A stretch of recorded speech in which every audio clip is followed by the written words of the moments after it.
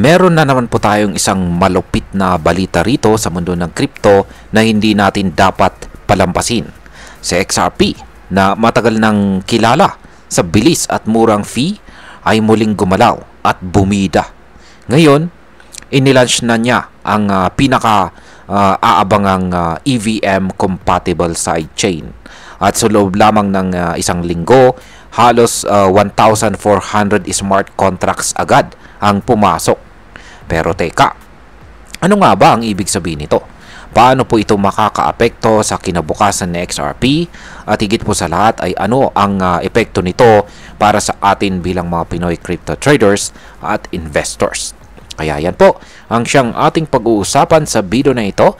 Pero bago po tayo magpatuloy ay pakibasa na lamang po muna ang disclaimer dito sa ibaba ng ating screen.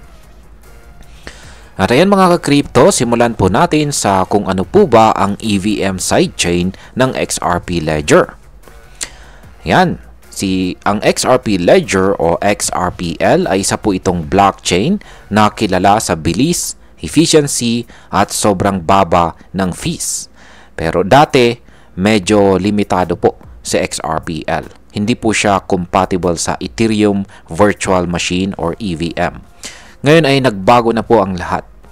Nitong June 30 ay inilaunch po ang EVM compatible sidechain na XRP. Sa simpleng paliwanag, itong sidechain na ito ay parang extension o panibagong lane ng XRPL na kayang gumamit ng Ethereum tools tulad po ng Solidity, MetaMask at saka Hardhat. Ibig pong sabihin ay pwede na pong maglipat o mag-port ang mga Ethereum-based decentralized apps or dApps papasok sa mundo ni XRP. Ngayon ay paano po naging mabilis ang pag-deploy ng 1,400 na mga smart contract?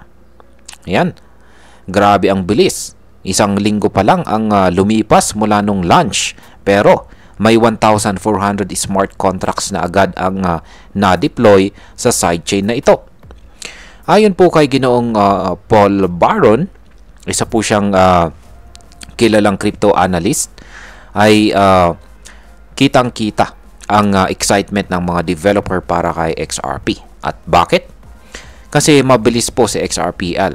Meron po siyang 3.4 seconds na block time at kayang mag-process ng 1,000 transactions per second. At ang pinakamaganda ay ang gas fee na madalas sakit ng ulo sa Ethereum ay sobrang mura gamit po ang XRP mismo bilang bayad. Ngayon ay sino po ba ang nasa likod ng project na ito? Ayan, ang sidechain na ito ay binuo ng Persis Technology at Ripple mismo. Kaya alam nating hindi ito basta-bastang project. Hindi lang ito hype.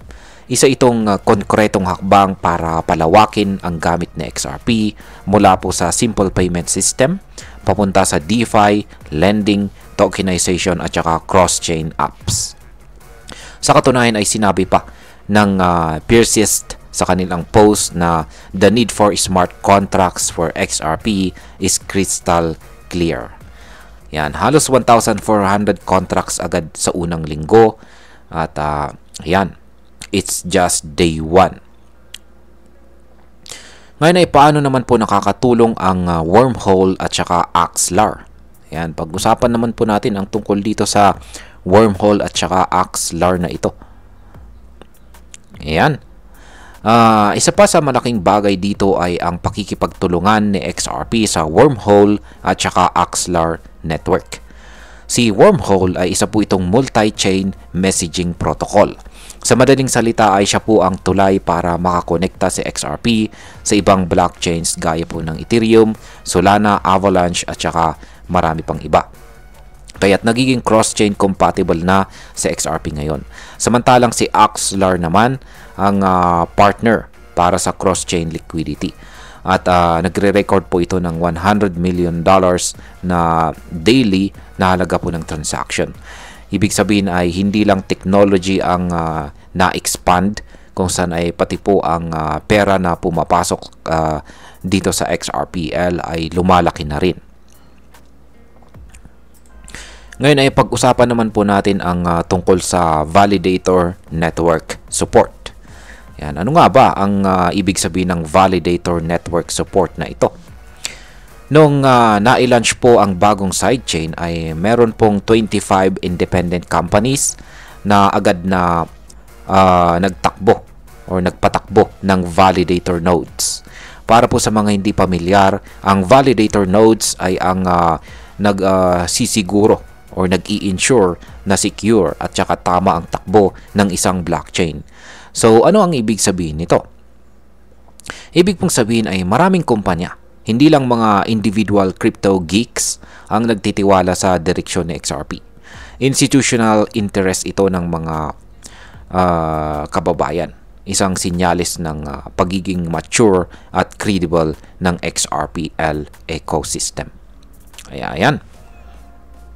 Ngayon ay bakit naman po ito mahalaga sa crypto space? Kung titignan po kasi natin ang buong crypto space, marami na talagang lumilipat sa mga multi-chain ecosystem. Gusto ng developers na ang kanilang mga dApps ay gumana na rin sa iba't ibang blockchain. Ethereum man, Solana, BNB, o ngayon ay XRP. At dahil compatible na po sa XRP sa Ethereum tools, magiging mas madali para sa mga developers na gamitin ang XRPL nang hindi na kailangang matuto ng ibang programming language. Convenience po ito para sa mga developers.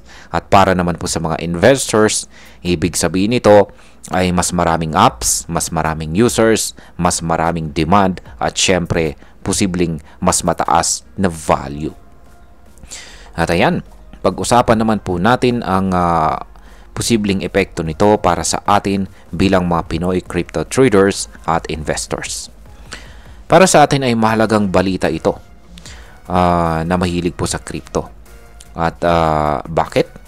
Yan, meron po tayong 4 na dahilan dyan kung bakit. Una, ay mas maraming oportunidad po kay XRP. Dati ay limitado lamang po sa payments itong si XRP.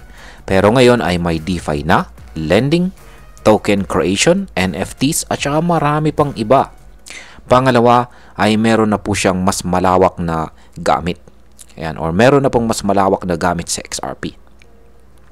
Kung trader ka, posibleng tumaas po ang demand at presyo ng XRP dahil sa pagdami ng kanyang mga use cases. Pangatlo, ay pwede na po tayong mag-develop or sumali sa bagong dApps. Para po sa mga tech savvy dyan, ay may chance na po tayong gumawa ng ating sariling blockchain app gamit sa XRP. Ayan, gamit lang ang alam nating Ethereum tools. At pang-apat, ay mas secure at stable na po ang ecosystem. Dahil may validators at saka institutional support, mas matibay na po ang foundation nitong si XRP. Kaya yan, bilang panguli, ang masasabi ko naman tungkol dito ay sa totoo lang, ito ang isa sa pinaka-exciting na development kay XRP sa loob ng maraming taon. Hindi lang ito update, isa itong transformation. Parang binigyan ng bagong buhay sa XRP. Parang dati siyang simpleng messenger. Pero ngayon, isa na po siyang all-in-one blockchain ecosystem na kayang makipagsabayan kina Ethereum at Solana. Ang deployment po ng 1,400 smart contracts sa loob lamang ng isang linggo ay patunay na may tunay na demand. Hindi ito hype lamang. May laman, may direksyon, at saka may development. Kaya para sa akin, kung may hawak po tayong XRP ngayon, panatilihan lamang natin ito. At kung wala pa, baka ito na ang tamang panahon. Yan ang tamang panahon para pag-isipan ito. At ayan, hanggang dito na lamang po tayo sa video na ito mga ka-crypto. Marami pong salamat sa panonood. Ingat po tayo lagi at God bless po sa ating lahat.